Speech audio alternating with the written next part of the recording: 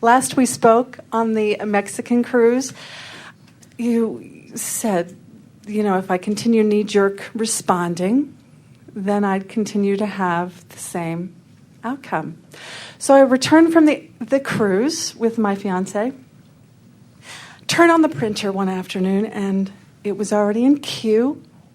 This really adorable young lady's profile from Match.com popped out, and I moved out. And I knee-jerk reacted, yes. And this is what's really hard for me, because I still can't wrap my feelings around that the way people treat you is more about you than it is about them. So my girlfriends who are psychologists are really angry with you because they think that you are keeping women or anybody, but it's like a battered woman syndrome. Well, you created it. It's your fault. And that's why the tears now. They're right to be mad at us because we will not tell you something different than we know. In other words, on the one hand, you could say that by us saying to you that you are the creator of your own reality could be blame pointing, or you could say it is empowering.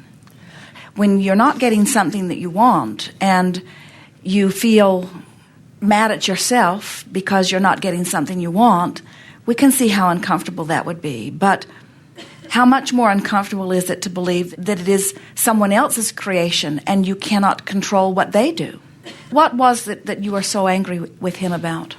Well, I did want him to be different. There was drug addiction, there was volatility and abuse and gambling and all this stuff in the beginning. So was this person a match to the perfect relationship that through time you have launched into your vibrational escrow? I focused on the good in the beginning, and then And what happened when you were focused upon the good? It felt great. And beyond how it felt, what happened to the relationship? Well, in other words, here's what we're getting at. Sometimes people will say to us, Abraham, I want a partner and I want a partner now. And we say, stay with us. We're really going to get to where you want to go. We can feel you tuning away because you think we're dragging you away from where you want to go. But we are just preparing the basis to drag you to where you don't want to go. I'm focused.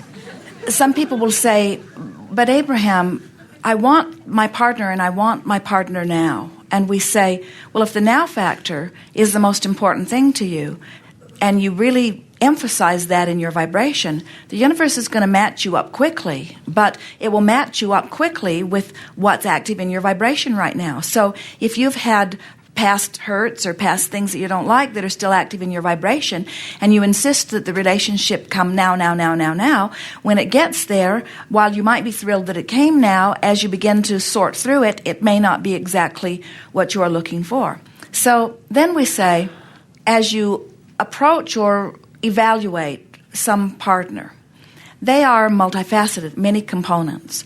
You could become so pure in your vibration of expecting to get from this person what you've been telling the universe all along that you want. That if the universe has delivered this person to you, and if your vibration is really in alignment with what you want, this person must be a vibrational match to what you want. Now people say, well, where does free will come in? What if that person doesn't want to be like that? We say, then the universe would not have brought you together. But what happens is, most of you have got your vibration going all over the place, so it's sort of like a grab bag of potential experiences that you can have with most people. And so there are things that you love about relationships and things that you hate about relationships, but we would not have moved out for this reason. We want to say to you in this powerful, powerful way that if there was so much there that you were feeling satisfied with, and if you could have trained your own vibration into alignment with the parts of that relationship that you like the most, you could have this wonderful relationship with those parts of this person. But where it gets screwy is, it's sort of like coming to Boulder. and having a wonderful meal at the restaurant next door and having a good time at a seminar or wherever, and then being angry with the city of Boulder that every aspect of it could not meet your expectations. And we say, well, the city of Boulder is a diverse place, and so why not just find the parts of it that you do resonate with and live in those parts? But relative to a city, you never say, no, the rest of the city needs to clean up its act so that it all pleases me. We know where you're going with this, and we know where your psychologist friends are going with it, and we know where most of the female population and a small part of the male population on the planet is going with this. And that is, I should own this person. He should not have thoughts that are other than me. He should not have interests that are outside of me. He should make a commitment only to me. It is illogical to expect any other human to come wholly to you. And if you could just be thrilled with the parts that are coming to you, larger and larger parts would come to you, but it's defying the laws of the universe to want to completely own anyone. I so don't feel that I wanted to own him. And then why did it upset you when a piece of paper came out of a printer that showed... It was a culmination of, as I mentioned, drug addiction and abuse and gambling, and I wanted to look anywhere else. So where are you at here with this? I'm heartbroken, and I know that I failed myself. I failed. Heartbroken. And failed him. Heartbroken because... I guess it's the idea of... Heartbroken because I fell in love with parts of a person who had other parts I couldn't fall in love with. You hear that? He needed to be different for me to fall in love with all of the parts of him. Well, how disempowering is that? It's just baffling. I'm trying to get clarity here in that you say on one hand how someone treats you is about you so much more than it's about them. So maybe he wasn't violent with anyone else. That was my fault. And yet our wedding vows are to be, we'll see how it goes. Good feels good, bad feels bad. We'll just see how it goes. But then if we focus on one thing out of 6,000 that is good, 6,000 things that aren't good, then all the other things will drop away. So are you telling us that you met someone who had one good quality and 6,000 bad qualities, and you developed a relationship with this person? I tried to focus on the good, but that went away when we got him sober, quite frankly, this chemistry and earth-shattering sex and yada, yada, yada. There was more than that. It was an adventure. It was thrilling. It was all these things. And so why are you heartbroken? Because I feel I've let myself down. But why are you heartbroken? When you use the word heartbroken, it's particularly pointed, what's it pointed at? Because I want this love that I dream, and I couldn't give it to him unconditionally. I couldn't love him through it. But hear what you're saying, and this is really wonderful. What you're saying is, over time, I've created what I consider to be the perfect relationship, and it's out there being held for me in vibrational escrow.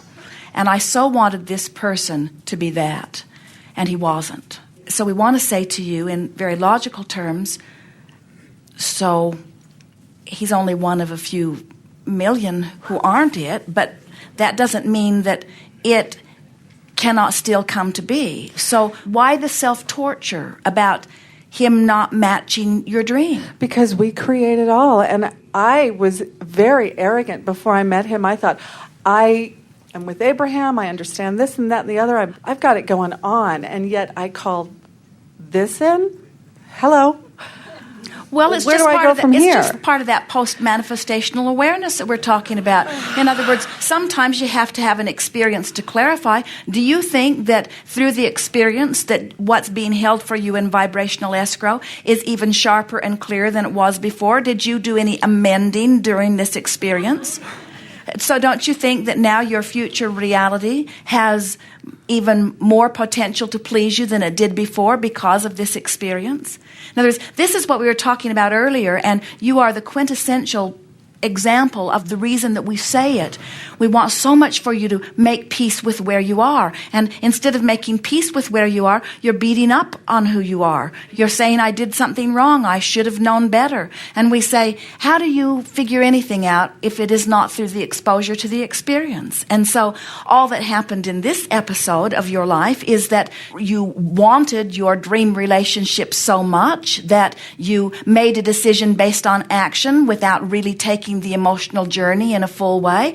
And there's no problem with doing that, because all that happened as it unfolded was that it showed to you that this wasn't a perfect match. That would be like Jerry and Esther from Phoenix on their way to San Diego and taking a wrong turn and heading off into the desert, and then being so mad at themselves that they headed off into the desert that they don't feel worthy of correcting their course and never getting back to San Diego, just spinning around out in the desert endlessly and saying, we're so bad. We should have known better. How did we do this stupid thing? And we would say, instead of beating up on yourself and running around in circles till you run out of gas or water, why not get hold of the map? Why not figure out what it is that you want? Why not get headed back in the direction of what you want? And that's where the making peace with yourself comes in. What you want to begin saying is, hey, I did the best that I knew how to do then, and I was so eager, and he did sort of trick me. He did pretend to be the person that I really wanted him to be, and I let my head lead me rather than my gut lead me. I let what I wanted be